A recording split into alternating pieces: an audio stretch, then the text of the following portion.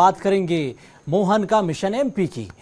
मुख्यमंत्री डॉक्टर मोहन यादव गुजरात के दौरे पर पहुंचे तो इस वक्त की बड़ी खबर, बड़ी जानकारी है। गुजरात के दौरे पर मुख्यमंत्री का भव्य स्वागत हुआ है।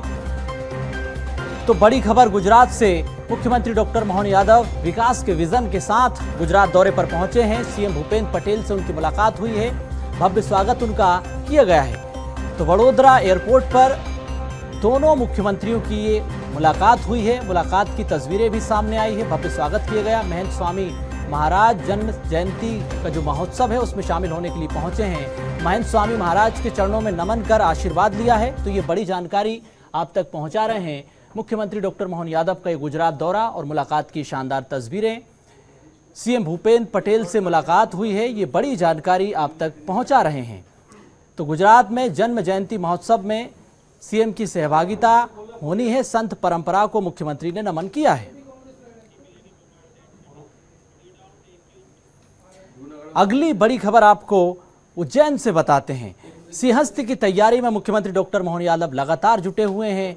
अब जो खबर निकलकर सामने आ रही है कि पर्यटन क्षेत्र को बढ़ावा देने के लिए सीएम ने बड़ा फैसला लिया। टेंट सिटी विकसित की जाएगी, रण उत्सव की तर्ज पर इसको विकसित किया जाएगा।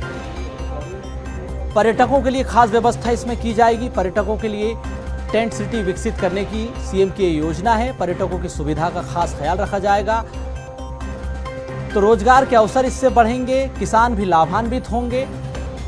जो देश विदेश के पर्यटक रहेंगे उनके लिए खास व्यवस्था टेंट सिटी के रूप में विकसित की जा रही। रण उत्सव भारत में इसकी सांस्कृतिक झलक भी दिखाई दी। मुख्यमंत्री डॉक्टर मोहन यादव ने रण उत्सव में टेंट सिटी की व्यवस्थाओं को देखा, समझा है, निरीक्षण किया है। लोक कलाकारों और गुजरात की संस्कृति जो कि रण उत्सव को खास पहचान देती है। तो ये बड़ा महत्वपूर्ण फैसला है और इसको लेकर मुख्यमंत्री अब सक्रिय हो गए, क्योंकि 2028 में सिंहस्थ होना है और उसकी तैयारियों के बीच मुख्यमंत्री का ये रण महोत्सव कई मायनों में खास है।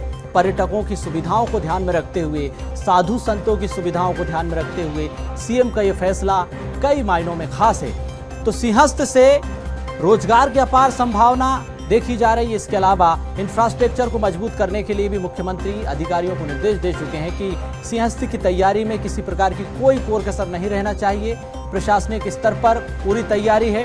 जो अलग अलग मंत्री हैं उनको भी जिम्मेदारी देकर रखी। हर विभाग की जिम्मेदारी है व्यवस्था को मुकम्मल किया जाए, तो माकूल इंतजाम किए जाए। सिंहस्थ से जुड़ी ये खबर आप तक पहुंचा रहे हैं।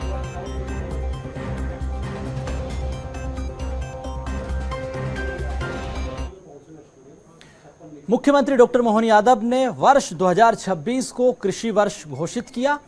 अब इसी के कार्यक्रमों की रूपरेखा तैयार की जा रही है। कृषि वर्ष के आयोजन को लेकर सरकार ने ये पूरी रूपरेखा तैयार कर ली है। कहां कहां पर कार्यक्रम होंगे, आम महोत्सव भी होना। और बड़ी खबर ये कि कृषि कैबिनेट का भी फैसला सरकार ने लिया है। तो अभी तक मोहन कैबिनेट को आप सुनते थे, अब कृषि कैबिनेट भी होगी अलग से। कृषि कैबिनेट की शुरुआत निमाड़ से होगी। किसान हित के लिए तमाम महत्वपूर्ण फैसले इसमें लिए जाएंगे। तो कृषि कैबिनेट में कई महत्वपूर्ण चीजें देखने को मिलेगी। तकनीक का भरपूर इस्तेमाल इसमें होगा कृषि कैबिनेट में। इसके अलावा पशुपालन तकनीक सीखने के लिए भी ब्राजील अब पशुपालकों को भेजा जाएगा। तो ब्राजील की तकनीक अब मध्य प्रदेश में आप देख पाएंगे। सितंबर में बालाघाट में सिंघाड़ा एवं मखाना महोत्सव होगा। नवंबर में नरसिंहपुर में भी गन्ना महोत्सव की तैयारी है। तो आम महोत्सव भी होगा, गन्ना महोत्सव भी होगा, कृषि कैबिनेट भी होगी। मोहन सरकार का यह महत्वपूर्ण फैसला आपको बता रहे हैं। तो मुख्यमंत्री doctor Mohan Yadav press conference भी करेंगे। प्रेस कॉन्फ्रेंस में कई महत्वपूर्ण जानकारी देंगे। तो ये बड़ी खबर आपको बता रहे हैं। प्रेस कॉन्फ्रेंस से जुड़ी महत्वपूर्ण जानकारी, कल ये प्रेस कॉन्फ्रेंस होगी। मुख्यमंत्री doctor Mohan Yadav press conference करेंगे। भाजपा प्रदेश अध्यक्ष हेमंत खंडेलवाल भी इसमें मौजूद रहेंगे। तो ये बड़ी जानकारी, दोपहर 12 बजे कुशाभाऊ ठाकरे सभागार में प्रेस कॉन्फ्रेंस आयोजित की जाएगी। ये बड़ी महत्वपूर्ण जानकारी। प्रदेश प्रभारी doctor Mahendra Singh, deputy CM Jagdish Devda भी इसमें मौजूद रहेंगे। इस वक्त की बड़ी खबर, केंद्र के बजट को लेकर ये जो भी जानकारी इसमें मध्य प्रदेश को लेकर है वो दी जाएगी। ये बड़ा फैसला आपको बता रहे हैं मुख्यमंत्री डॉक्टर मोहन यादव, जो कि प्रेस कॉन्फ्रेंस करेंगे। इस प्रेस कॉन्फ्रेंस में केंद्रीय बजट की जानकारी दी जाएगी। जो बजट में प्रावधान मध्य प्रदेश के लिए किए गए हैं, चाहे वो रेलवे के लिए अलग से बजट रखा गया वो, इसके अलावा जो अन्य महत्वपूर्ण जनहितैषी योजनाएं हैं उसके बारे में भी जानकारी दी जाएगी। अगली बड़ी खबर भोपाल से कैबिनेट से जुड़ी खबर है। मोहन कैबिनेट लगातार जनता से जुड़े फैसले ले रही है। अब जो बड़ी जानकारी, मोहन कैबिनेट की कल महत्वपूर्ण बैठक भी होगी। इस वक्त की ये बड़ी जानकारी है कैबिनेट बैठक से जुड़ी। दोपहर 1 बजे मंत्रालय में कैबिनेट की बैठक आयोजित की जाएगी। तो इस वक्त की ये बड़ी खबर, मोहन कैबिनेट से जुड़ी कई महत्वपूर्ण प्रस्तावों को हरी झंडी मिलेगी। तो इस वक्त की ये बड़ी खबर, मेमोरेंडम तैयार हो चुका है। दोपहर 1 बजे मंत्रालय में कैबिनेट की बैठक होगी। जो प्रशासकीय विभाग हैं उनसे पूरी रिपोर्ट मांग ली गई है। मंत्रिमंडल सचिवालय को ये रिपोर्ट भेजी है। तो मोहन कैबिनेट की बैठक में कई महत्वपूर्ण फैसले लिए जाएंगे। कई प्रोजेक्ट्स, प्रपोजल को हरी झंडी मिलेगी।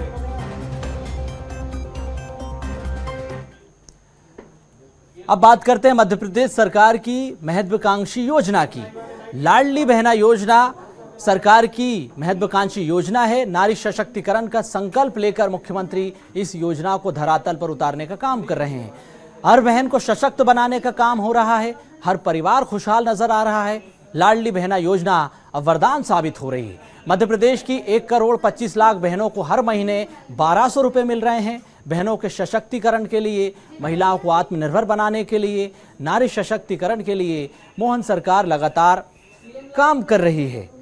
तो ये बड़ी खबर है, महत्वपूर्ण जानकारी है लाडली बहना से जुड़ी हुई। मुख्यमंत्री डॉक्टर मोहन यादव जो कि लाडली बहनों को लेकर लगातार एक के बाद एक फैसले ले रहे हैं और उसी से जुड़ी ये खबर आप तक पहुंचा रहे हैं। 1,25,00,000 से अधिक लाडली बहनों को 1836 करोड़ रुपए ट्रांसफर हो रहे हैं।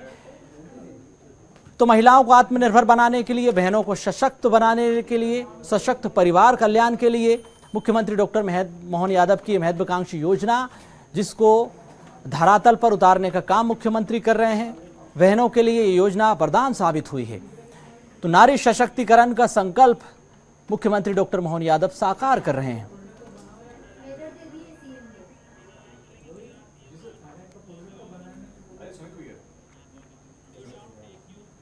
अब आपको सीधा गुजरात लिए चलते हैं। मुख्यमंत्री डॉक्टर मोहन यादव दौरे पर पहुंचे हैं, सीधा संबोधित कर रहे हैं बड़ोदरा से। स्वामीनारायण जी भगवान की कि हमको ये पुण्य अवसर मिलता कि संत वृंद साक्षात भगवान के रूप में हमारे विराजमान होते हैं, ये आनंद में डुबा देता है। मैं आपके माध्यम से मंच पर विराजमान परम पूज्य महंत स्वामी जी महाराज, डॉक्टर स्वामी जी महाराज, परम पूज्य कोठारी भक्ति प्रिय स्वामी जी महाराज, परम पूज्य त्याग वल्लभ स्वामी जी महाराज, परम पूज्य ईश्वर चरण स्वामी महाराज, परम पूज्य विवेक स्वामी महाराज, परम पूज्य घनश्याम चरण स्वामी जी महाराज, परम पूज्य बुद्ध बिहारी स्वामी महाराज, गुजरात के यशस्वी मुख्यमंत्री माननीय भूपेंद्र भाई पटेल साहब और हजारों लाखों और करोड़ों जहां तक इसका प्रसारण हो रहा है, ऐसे सभी भक्त वृंद को दोनों हाथ जोड़ के प्रणाम करता हूं, आपका अभिनंदन करता हूं। आज बड़ोदरा की पुण्य भूमि पर भगवान स्वामी नारायण की दिव्य छाया में परम पूज्य महंत स्वामी महाराज की 92वीं जयंती ये उत्सव नहीं है, गुणातीत गुरु परंपरा के अखंड प्रवाह का ये साक्षी स्वरूप है। मेरी अपनी ओर से पुनश्च बहुत बहुत शुभकामना। यद्यपि हमारी सनातन संस्कृति में गुरु परंपरा का वंदन का अवसर सच में भारतीय संस्कृति को सदैव हर दौर में जीवंत रखता है। मैं आपसे जब बात कर रहा हूं तो मुझे इस बात की प्रसन्नता है कि वडोदरा की इस धरती पर जो ये आयोजन हो रहा है, उस आयोजन में कितने प्रकार से, जैसे एक बगिया के अंदर अलग अलग पुष्प अपनी उपस्थिति से इस प्रकृति को जीवंत बना देते हैं, ऐसे अलग अलग कार्यक्रमों के माध्यम से समय का पता ही नहीं चला, कितने आनंद में हम डूबे रहे। आपने हर दौर को, हर युग को जीवंत किया। मैं बधाई देना चाहता हूं। वास्तव में इतना सुंदर आयोजन मेरे जीवन में नहीं देखा। मैं आपको बधाई दे रहा हूं, आपके माध्यम से महाराज जी को बधाई दे रहा हूं।